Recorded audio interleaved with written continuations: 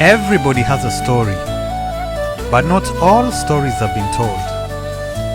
This is Benson the Storyteller, and these are some of my untold stories. Hello guys, welcome back to my beautiful channel, my lovely people. My good name is Benson the Storyteller, and these are my untold stories. Now, for those of you who are new to my channel, please consider subscribing to my YouTube channel, and for those of you who are regular viewers, welcome back. Today it's kind of windy, and at the same time, leaves are falling down because it's autumn. So if you might hear some background, sound, it's just the wind. And today, this is where I am. I'm over here at this park, and this place is usually where, if there are events, like music events and stuff.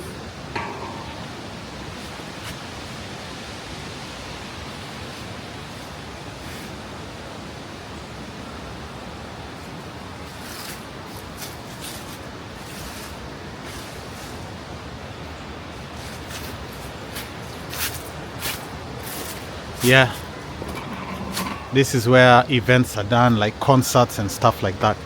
So today I just came over this place to have a little chat with you guys. So I want to go on with my story.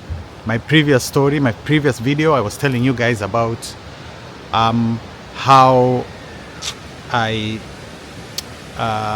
botched the prison break, running away from school through the national park, getting to a river at night and getting scared, chickening out and running back to the school. And I still don't know what it was that I had barking, making noise in the background, but I think there were wild dogs, and I'm just very lucky that, I decided to go back to school, because if I'd gone ahead and met whatever it was that I had making noise, somewhere in the darkness, I honestly don't know how the story would have ended. So after that botched attempt to run away from school, I came to the conclusion and I decided that I was not going to try to run away from school through the national park. I just figured out that it was too dangerous, and that was an understatement. When you're young, you really don't think things through, right? Imagine at night of all times, and then you're alone. You don't have any form of defending yourself. You're a child in class 5, and you're trying to run away through the national park, and even if you did, it would have been kilometers all the way to Nairobi, or where the civilization, So when you're young, you just take crazy risks that when you're an adult and think over it again, you're like, I was really stupid. And I really risked my life. So after that incident, I was like, no, I was scared shitless. I was like, no. I'm going to run away, yes, but I'm not going to try again to pass through the national park. So all those keys I'd made and all that stuff, I just threw them off, and I went back to the drawing board. I was like, okay, I tried that, it didn't work, so I'd better come up with another strategy, a better strategy.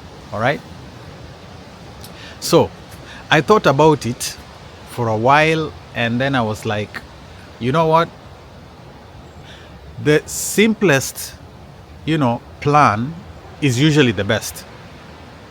If you overthink something and you try to make it so this really complicated and detailed things, the probability of things going wrong also become more and more technical problems.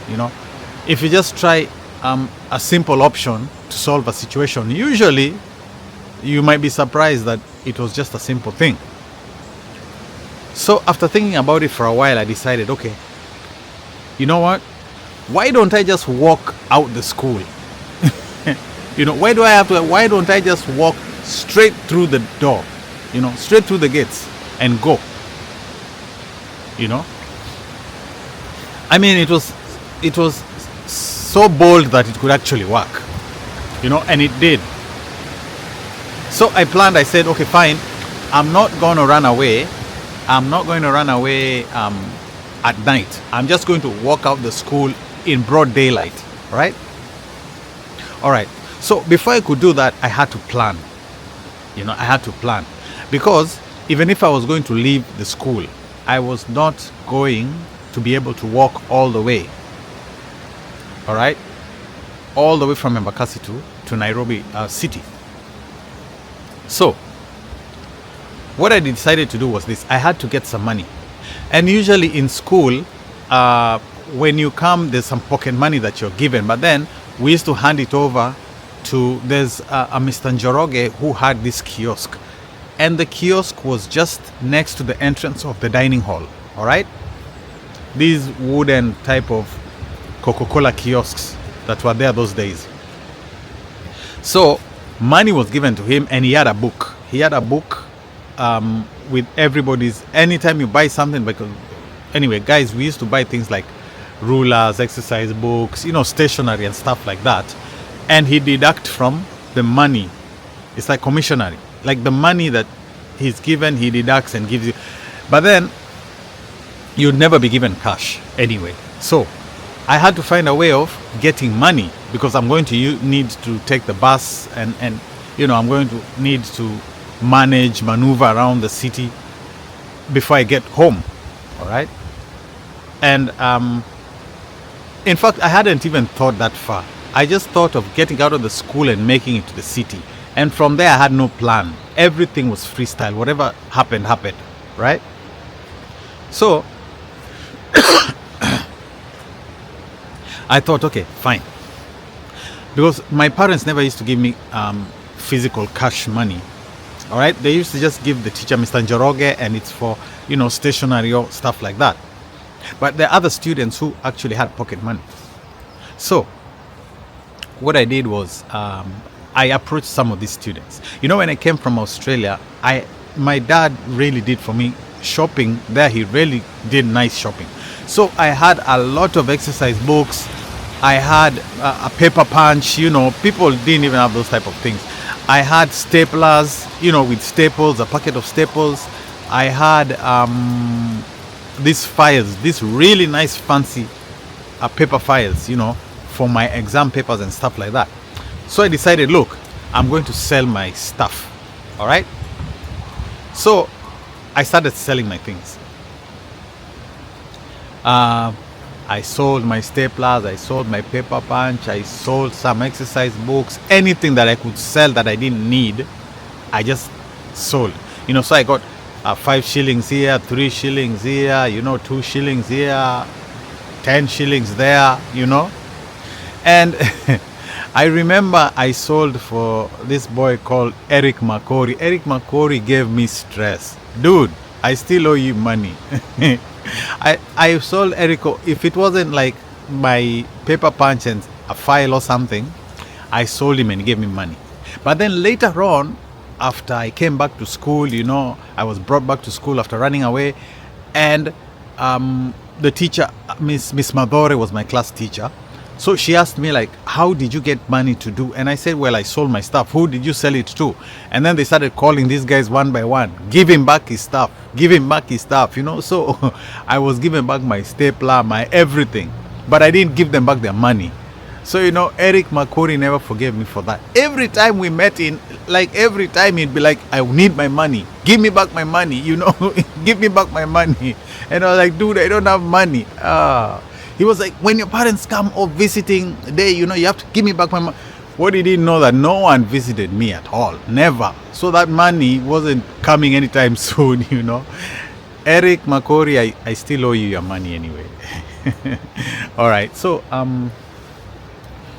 I sold my stuff and I got money, right? So now I had money. So I planned, I was like, okay, let me just walk out the school door. Now, guys, our school, we had day scholars and we had boarders. All right. So Usually when it was lunchtime, the bell rang for lunch. All the boarders went to the dining hall. People actually ran to the dining hall. There was this top layer thing, the first whatever is usually good.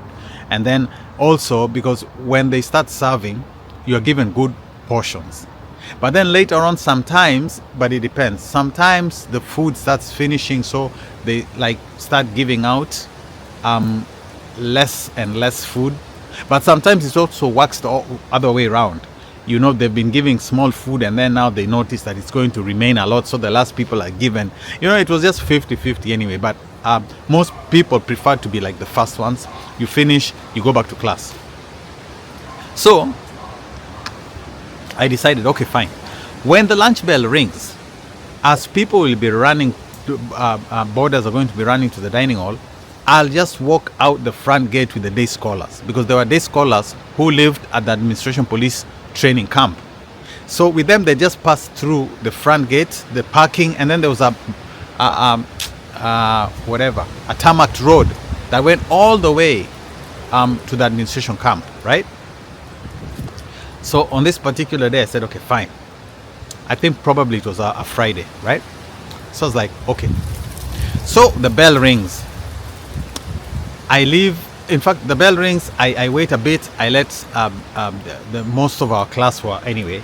Most of our classmates, if not all of them, were boarders. All right. So they all go to the run to the dining hall. I remain, and then I leave the front gate with the day school. Most of the day scholars were from the lower classes, right? Most of them. So when the bell rang, I just walked out the front door, joined a group of day scholars, and started walking to the administration camp, right? Now, before I'd done that, I'd known, okay, fine, how was I going to get past the gate? So, as I told you guys, we were not allowed to have civilian clothes, but some of us just carried them anyway, So I had some civilian clothes, but I never used to wear them. They were just in the bottom of my box. All right. So I decided, okay, fine. What I'm going to do, I'm going to carry my bag. All right. And I'm going to wear a t-shirt inside my school t-shirt. And I'm going to wear, I had some joggers, some trousers. I'm going to put them in the bag. All right. So I leave. Okay. So I'm going. But then on my way, some of these day scholars were like, they know each other. They know, all the day scholars know the day scholars. So some of them started, this boy is a boarder, This boy is not, he's not a day scholar, How comes you're working without, And then I was like, no. As from today, I started my day. I'm a day scholar. I started it today. My parents changed me from boarding to day school. So I'm actually going to meet them in the camp. Some lousy, funny excuses. And I knew they were like, they didn't understand. They were like not really convinced. But anyway, there's nothing they could do. So probably they were going to report back when they came back to school. I don't know. But so I walk with them. So when I get to the administration camp, there's the parade ground. It's just a big, large tarmac area. And at the end of it, when you turn to the left, that's where the gate is. When you turn to the right, that's where the administration police houses and for the workers, and then some shops and everything. So I was intentionally walking slowly so that the day scholars could go ahead. So when they went ahead, they took their corners. I just took off my shirt, put it in my bag, took out my joggers, the trouser, pulled it on, and walked towards the gate. All right? So, the administration police gate, it's like there's a gate, and then there's a side part where the administration police guys are, and that's the walk path, right? So, when I got there, I didn't want to pass there in uniform, because usually no students pass out the gate in uniform. Where are they going? You know, most of them come into the school with uniform. So I just thought, I was like, if I wear my uniform and get to the gate and they ask me, but why are you leaving? Where are you going? Because I was in class 5, I was young, 6, I think, class 6. I was young. They'd be like, where are you going? So I decided, let me just wear civilian clothing so they think I'm just one of, you know, I'm not like, I'm just one of the kids around, one of the administration police children, you know, some of their children who just, you know. So I went, I was scared, but then I was like, now if they stop me, they start checking my bag and see my uniform, what am I going to say? But then as I walked, I saw the police officers there. The gate was just open, but they were standing there. I just walked, assumed, and I passed. I was like, but my heart was beating. What if they stop me? What if they stop me? I just passed. Okay, so I got out of the school gates. So I'm now outside, right? Now I'm like, okay, so how am I now leaving? But I didn't want to stand right outside the gate because that would like attract attention. So I just started walking. You know, there's this, it's a long road. I don't know how long that road could be, all the way to, there's a junction up there where now the buses start passing from Embakasi village, you know, number 33 bus going now to Nairobi city, right? But this road, you had to pass the GSU gate, you had to go, you know, it was a long road. But I remember the very first times when I was a day scholar and my mom was a teacher, sometimes we'd hitchhike, you know, you just stop the police vehicles that are passing, and occasionally most of the time they'd stop, you know, just to, you know, and give you a lift to the to that junction where you can get the buses. So I said, okay, what I was going to do, I'm going to try to hitchhike. You know, any car that passes, I'll just stop it. Because the reason why I didn't want to walk, we had the school driver, you know, the school van. The school van regularly passed that road, sometimes taking teachers somewhere, sometimes coming back, sometimes with the headmaster, sometimes, you know, so it was very risky. There was a very high probability that I might meet with the teachers or the van outside of the school, and then they'd stop, and then what would I say, where am I going, you know, because it was odd enough to see a small boy on that road, you know, right? It was odd enough. So it kind of attracted attention. So I was like, okay. So I walked a bit so that I was a little out of sight from the police officers at the gate. And then I stood waiting for, you know. By good luck, there's a lorry, administration police lorry that was passing. And I just waved my hand and they stopped. Most probably because of curiosity. They'd be like, what's this small boy doing on the road and stopping us, you know? So they stopped. And then they're like, kijana unaenda wapi? Like, where are you going? I told them, I'm going to the Embakasi village. Oh, they were like, oh, okay. And you know, that whatever, the lorry, it's high up there, like the steps. Like if I was to walk towards the car, the first step would be like almost at my belly button or like my chest area, you know. So the police officer, there were two. One was the driver, and there was this other guy. I think he was like a senior officer, and then there were others at the back of the lorry. Maybe they were going for training or something, right? So this guy, he comes down, he alights, he carries me, puts me on the steps, and then he gets in and they give me a lift. So they're like, oh, what are you going to do? I'm like, oh, okay, I'm going to get some fees. We stay in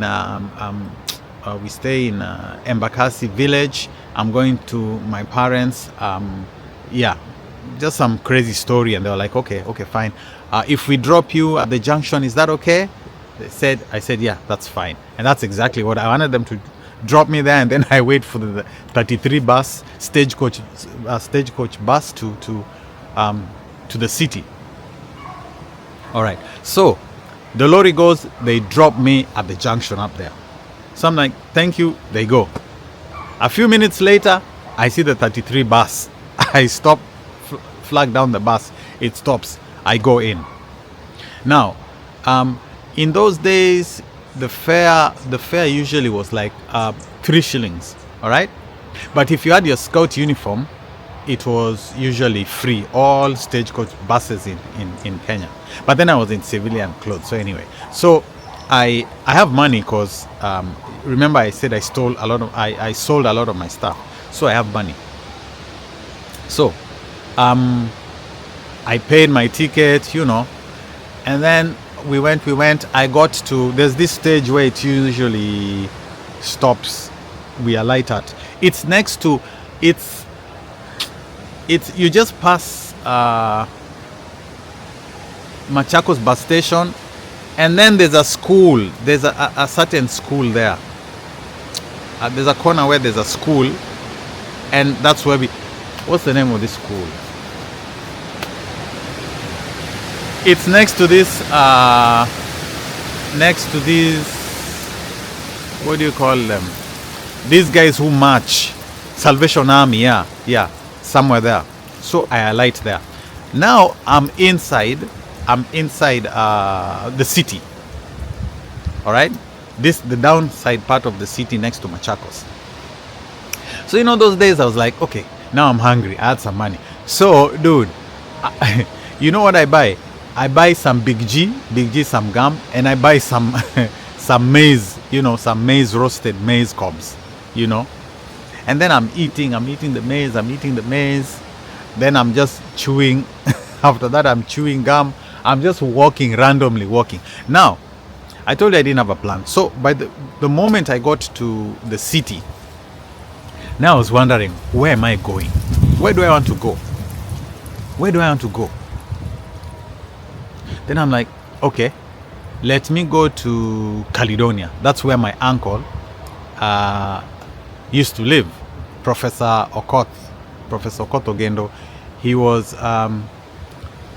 was part of the review commission later on, not at that time. Later on, he was the vice chair of the Constitution Review Commission after Yash Palgai. Yeah, it was Professor Kotogendo. So he stayed somewhere in Caledonia, Hurlingham. Yeah. So I said, okay, I've ran away from school, and I can't.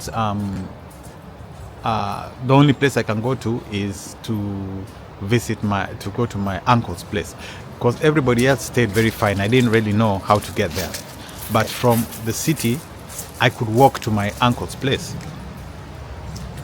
So I remember walking through the town, just leisurely walking. I got to Hurlingham, I went, and then after just walking around for a lot of time, I eventually got to my uncle's place. So I get there now. I left in the afternoon. I get there almost at night, So when I get there, they're surprised. It didn't make sense. I was so silly. It didn't make sense to them at all. Like, they were like, Benson, so why, how are you? I'm fine. So where's your mom, your dad? Why are you alone? I'm like, no, I just came to visit. You came to visit on it didn't, they were like, I tried to give some small white lies here and there, but then I knew they were not convinced. But anyway, they said, okay, get something to eat. They welcomed me, everything. So I've been given tea, I've been given food, I'm there seated in the lounge with the remote looking at my cartoons on TV. And then before I know it, I got there before, let's say 3 hours or so, I hear a knock on the door. When I look, my dad showed up. I'm like, Dad, My dad's shown up. All right. So my dad is like, Benson, what are you doing here? I'm like, I wanted to come home. What do you mean you wanted to come home? It isn't closing. Is it closing day? No. How did you come? I just walked out. What? My dad was like, get up, get up, get up, get up, get up, get up. Come, come, come. My uncle and my auntie were like, no, let the boy sleep. And tomorrow, you can come back for him tomorrow. He came here because he saw this place as a safe haven. So let him just stay here. You'll come. My dad was like, no, he's going back to school. You know? So I'm like, I shouldn't have come here. I should have gone somewhere else, you know? So my dad gets me, puts me in the car, straight, direct to Embakasi, back to school. You guys, I'm telling you. You run away from school in the afternoon, and then by 8-9 p.m., you're back in school. So my dad is driving and he's talking to himself and he's upset. He's like, what the hell were you, what? And then on the way, when we got almost to the gate, what made him even more angry, when we got almost to the Embakasi gate, school gate, he got a puncture, you know, and it was just me and him in the car. So he's getting the spare from the boot, and he's like he's talking to himself, this boy is going to kill me one day. Huh? How can he just talking to, how can he just run away from school, Benson? What's wrong with you? You know? I'm just there, just lost in my thoughts. I'm like, I shouldn't have gone to my uncle's place. All right. So he changes the car. He gets to the gate. Then, you know, they have to stop you. They're like, at the police, you don't just drive in. They're like, what's going on? And what? So my dad's like, this boy, I'm bringing him back. He ran away from school. And then the police officers are looking, they're like, but huyu tulimwona akipita hapa, like we saw him passing. And then my dad was like, but why didn't you stop him? Then they said, no, he wasn't, we didn't know he was a student because he wasn't wearing any school uniform. Like, Benson, where's your uniform? Then I'm like, it's in the bag. Oh, I'm telling you, that day, you know, my dad he doesn't get angry so much. But then that day he wanted to slap me. I could just tell, if it wasn't for those police officers there as witnesses, my dad could have murdered me in that car. Okay, so I'm driven back. Now, mark you, it's around preps. All right, just like the end of preps. So we get back to the parking. I get out. Now, you know, no one had known up to now. No one knew that I'd ran away from school. No one knew. All right. No one actually knew that I'd ran away. So my dad was like, he wants to go and see the headmaster. Then I was like, trying to plead. I was like, no, just okay, fine, let me just go back to class. And he was like, no. So he asked and walked with me all the way to the headmaster's house. The headmaster's house was just next to the just behind the dining hall, right, but between the girls' dorm and the boys' dorm. So he's held my hand. He's gone, and then he knocks. The headmaster was called Mr. Serere. His wife opens the door. Is the headmaster in? Yeah, he's in. The headmaster comes to the door. My dad is like, I've brought this boy back. Headmaster's like, what do you mean you brought him back?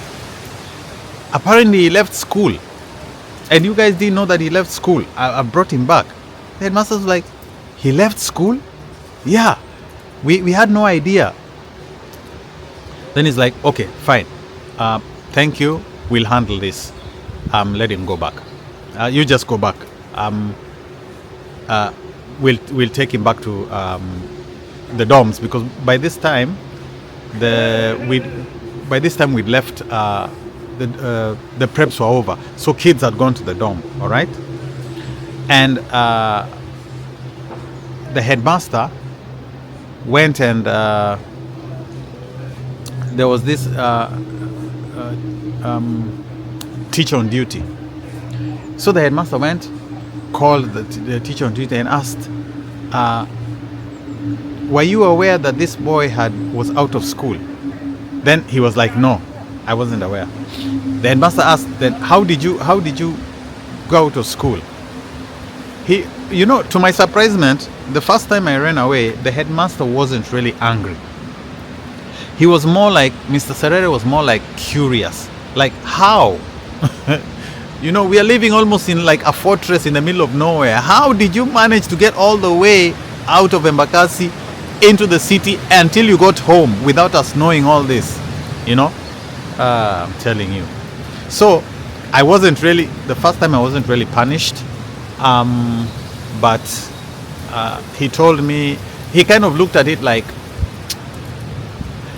he looked at it most sympathetically, like,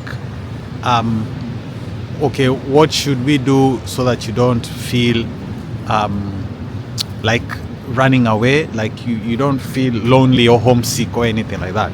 Because he asked me, I told him, look, I'm homesick because no one comes to visit me in school. And he was kind of sympathetic. He was like, okay, fine, all right, we'll talk to your parents and explain to them the situation. But still, that didn't help anything, all right? Because still no one needs to come to visit me in school anyway, all right?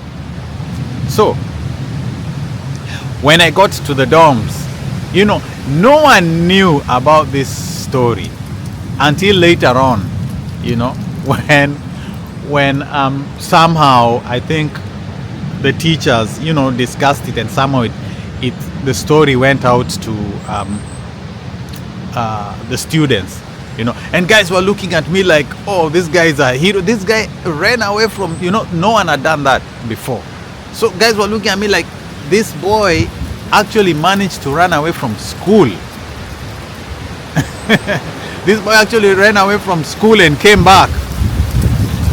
You guys, I was kind of like a celebrity, Guys were like, how did you do it? How did you do it? And in school, like, some small things, crazy things like that make you popular, and you're like, you're the man, I just walked out the damn door, Guys were like, you're crazy, So that was the very first time I successfully ran away from school, and I wasn't caught. Yes, I was caught by my parents and they brought me back, but I'm saying I ran away without being caught and got out of the school compound, right? Yeah. So that was the very first time that I ran away from school. Later on, it's something that anytime I got bored, I would just walk out the gates. I'd find different ways of getting out of school. Yeah. But then, sooner or later, the administration just gets tired and they're like, no, we have to put an end to this thing. So anyway, on my next video, I'm going to tell you guys what happened again next time that I ran away from school. And yeah, I'll tell you guys a continuation of this story in my next video. So if you're new to my channel, please consider subscribing, like and share, watch the video to the end. If you're a regular viewer, already subscribed, thank you for your support and keep watching my videos. Until the next video, guys, see you.